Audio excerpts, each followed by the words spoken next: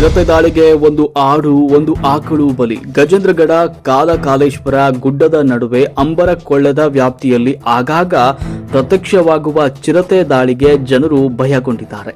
ಭಾನುವಾರ ರಾತ್ರಿ ದಾಳಿ ಮಾಡಿರುವ ಚಿರತೆ ಒಂದು ಆಡು ಒಂದು ಆಕಳನ್ನ ತಿಂದು ಹಾಕಿದೆ.